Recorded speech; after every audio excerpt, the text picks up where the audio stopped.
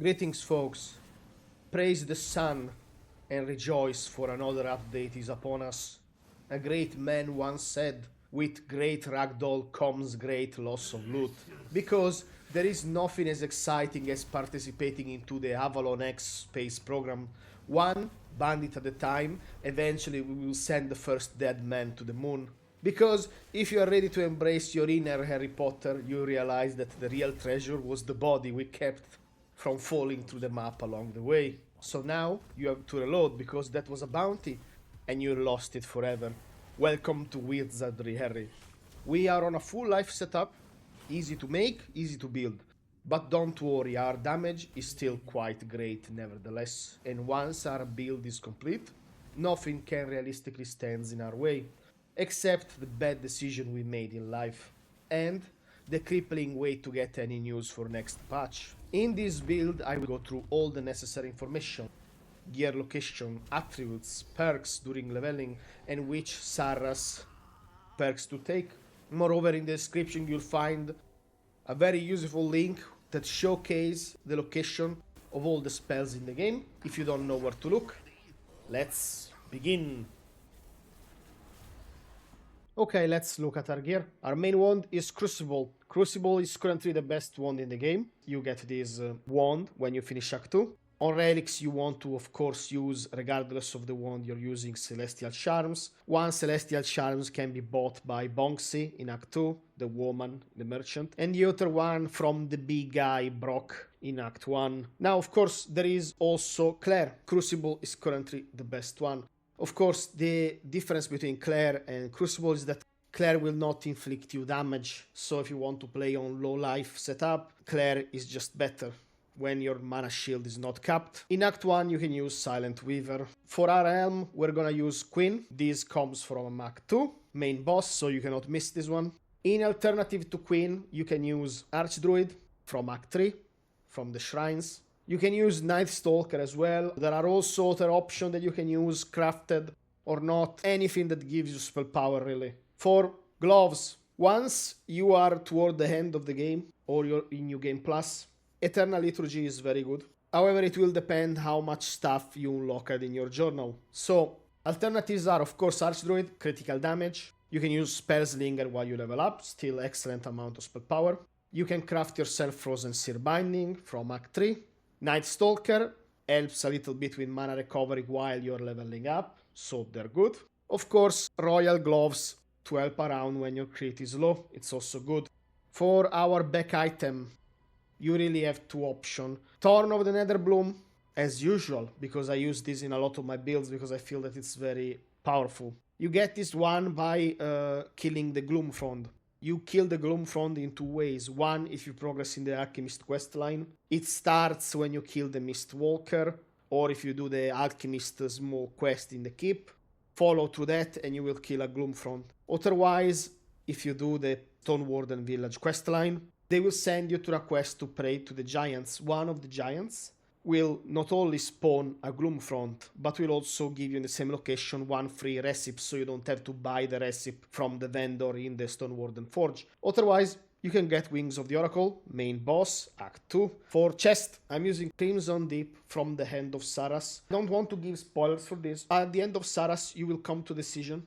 You can help or not help the barefoot lady. I will not judge you for taking the side of the appreciators of feet, but Crimson Deep is your reward for being very nasty to Squidward. And I don't think he deserved it, but here we are. So, critical chance loss of this chest is offset by the fact that by putting more points in perception, we get a lot of critical damage as well, and critical damage scales insanely good in this game. If you are capping crit, which you need to do on this build.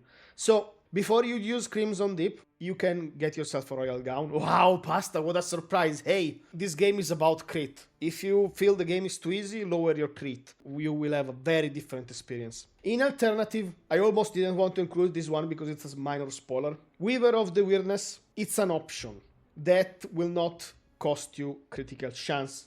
I will not tell you how to get this one if you never progress to the story and then decide what to do. But Pasta, how do I find the Weaver? Well, I will just tell you that there are 3 locations to go in every act. that are unlocked, like the crit, for pants. We're using Nightstalker, of course, to offset our critical debuff.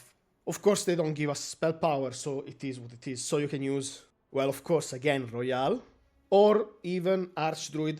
There is also Spellwarden, which, if you have a lot of mana, and you can get that mana very low, then they are very good.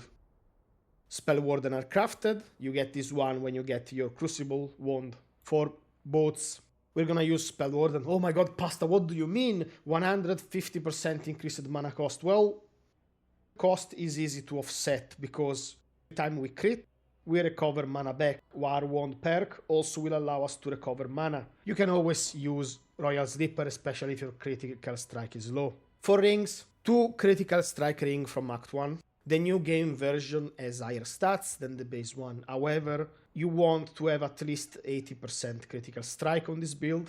For Amulet, Endless Study also comes at the end of Act 2. It's really good the higher level you are, of course. Before this, when you're low level, Archdruid is better. Archdruid is better for 2 reasons at lower level. First of all, a lot of mana, and then the 20% critical chance. So, with Archdruid, you can offset entirely Crimson Deep, critical chance decrease. However, if you are level 100 and plus, just use a Pendant of Endless Study because that's a lot of spell power. Unfortunately, we do not have critical damage amulets. Just in case you were listening questline, what about some juicy Pendant of Endless Pain that you give us critical damage for each character level that we have? That will be like, ooh. That will be oh, completely and utterly obscene. And that's the gear for us. Okay, let's look at our attributes. In final setup, we will hit 100% critical chance, even sooner, depending on your gear. Especially if you're using Archdruid and you're not using Crimson Deep chest, it's gonna be sooner. Don't forget to do the Druid Shrines in Act 3, because that will give you another permanent 10% critical chance. Now, Pasta, what are the minimum requirements for this build? This is very simple. 8 to 15 endurance, depending on the gear you want to use. No strength or dexterity. They do not benefit you, unless you're using hybrid forms of gear. Like, for example, you could use Last Jest chest on this build, but that will cost you a lot of points. That, in my opinion, are not super worth it, unless you go low life. Spirituality, you need at least 20 points. That is the magical number for spells. Perception, at least 10 points. However, the amount of points in Perception will mainly depend on you and on the gear that you're planning to use. Points in Perception are not a waste of damage, however, because it's still 5% critical damage. Plus, we're trying to use gear that will give us a lot more spell power, so we compensate. After that, you can equally distribute Spirituality and Perception. If you're leveling this build, start with 6 points in Spirituality, so you can use the Spellslinger gear. Then 6 points in Endurance, and you can combine it with the Waning Moon set. Okay, fine, Pasta. How do you put points in the skill tree? We're gonna start in Spirituality, Arcane Teaching maxed, then Mana Battery to compensate, Power in Swiftness.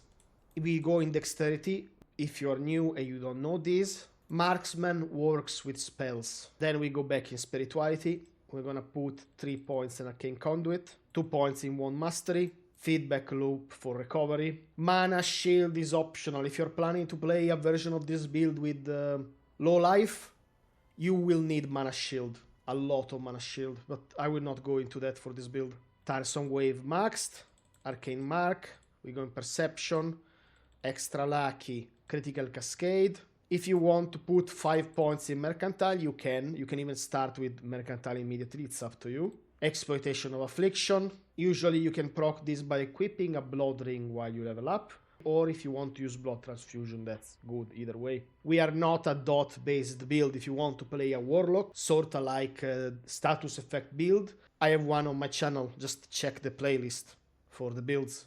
Then we go Spirituality, 2 points in Invigorating Energy, Sorcerer Efficiency. This will help a lot with Mana Sustain. Eldritch Desperation, Max Born in Armor, Max Go for the Eyes, 1 point in Respiting Cruelty, Deep Wounds. Now you can generate dot on your own. Critical Age is maxed, Bloodthirst, Swift and Fierce. As soon as you lock Red Death, regardless of the order that I gave you, 3 points in Plague Warden. This is an amazing damage mitigation. Then we're gonna go in Perception, Silent Hunter 1 point, Cheat Death, which is quite useful. 2 points in Assassin Doctrine, because if you're playing from afar, you can actually make use of your sneak damage. If you're playing with close range spells, you can skip on this one. Imbibed by the Elements, Elemental Shock, Elemental Infusion, Increased Vitality, 1 point in Godly Physique, 2 points in Execution, it will work on spells. Then we shop in the Red Death tree, we take all these points, because we can afford to. We're gonna still take the Mana Shield, even if it's not a lot. 3 points in Spell River for extra mana recovery. 1 point in Healthy Appetite, 1 point in Rejuvenation, All Mother Blessing, or Natural Resilience. Extra points. If you're on my setup, I would suggest 3 points in Endurance Training, especially if you keep your strength super low. You will have issue with armor weight on some items. After that, you can put points in crafting or whatever. And that's the perk tree for you. Let's look at our Sarras tree. We're gonna play as a Mystic because, of course, since we multiply spell power, we need this keystone here as soon as possible, which is Relic Hunter. Now, of course, if you're not using Armor Relic, Relic Hunter is useless to you. So, yeah. You can get mana relics easily from farming mobs in Act 2. At night, the Red Dead Fortress. You will get so many relics. You can put as many relics as you want. Extracting relics do not cost you anything, just the initial 1000 gold for piece of armor. However, my suggestion is going to be Mana Spring, Ebb and Flow, Overcasting, Recovery Focus, and Relic Hunter. If you have relics, just go for Relic Hunter first. You can get more points, however, doesn't matter that much on this setup. Now I will go through leveling and then the location of the items for this build. Okay, if you play the tutorial, my suggested life path is Healer, because Blood Transfusion is an amazing early level spell. Get the HP statuette, the Potion of Origin, because those are always useful. If you want, you can get some extra XP by killing this dude.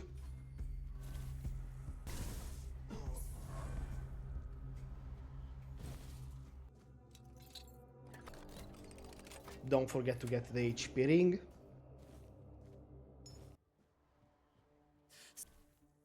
Trade 1 health potion with the lady in the dungeon. I would not try to kill her because she is quite powerful, especially so in veteran, but if you really want to get her cape, you can always drop the novice and then you can dodge the fireballs, up to you. On the shore, you have the option to kill or not our tutorial Asmongold. Wait, pasta, that is a strange reference. Well, after you strip him naked, you'll see what I mean. But regardless, you have 2 options here, really. You can jump on the boat and then you can wiggle him around until he's dead, or well... And he has 3 patterns. 1 is melee, 1 is ranged from far, and then at medium range, he does fireball. What you want to do is keep him in melee, close enough where he doesn't try to cast magic or go with bow. Alright, as usual, there are gonna be 21 shrines. They will all offer rewards and bonuses and gear, more importantly. Get the Silent Weaver and the Ring of the Novice. Then my first suggestion is to get the Druid armor set. You can even run through if you're playing in veteran and the red cap scares you.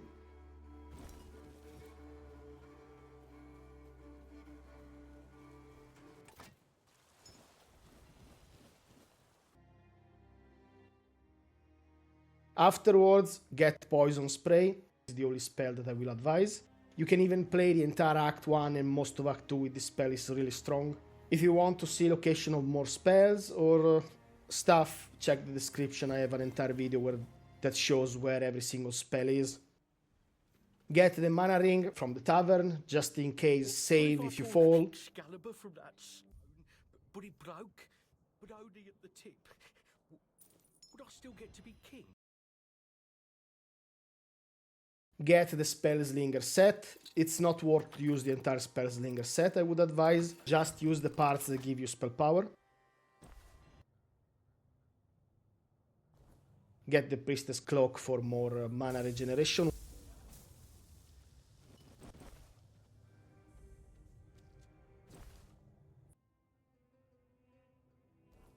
You can also get the Battle Mage set. Some pieces like the helmet are good. It has a higher spirituality requirement.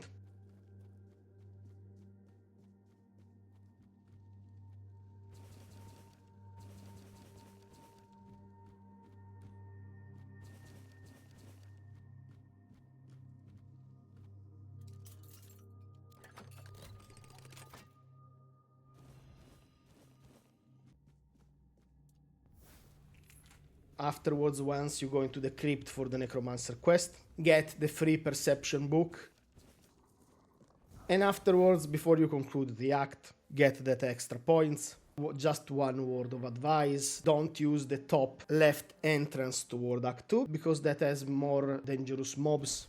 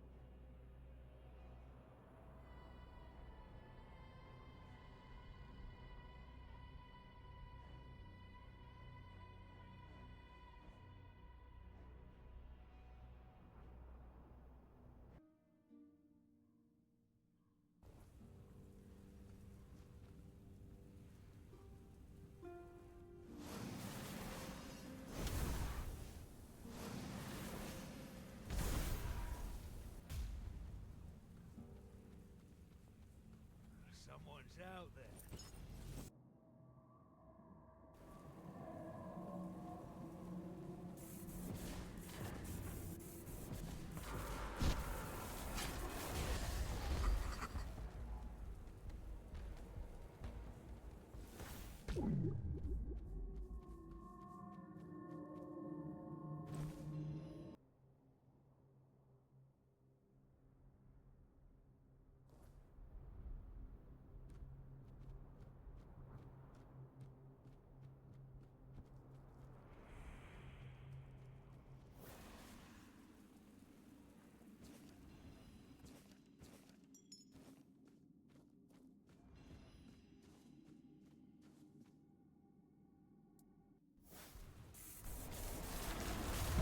Beast lies slain, its heart and mind laid bare.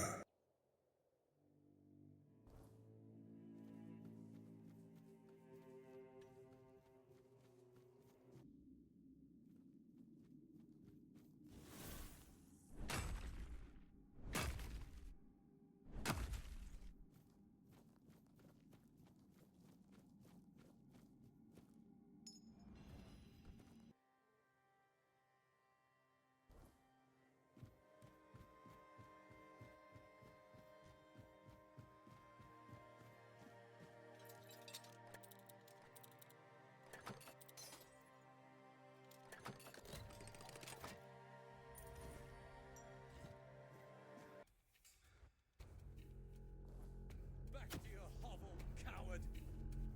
Be prepared for anything.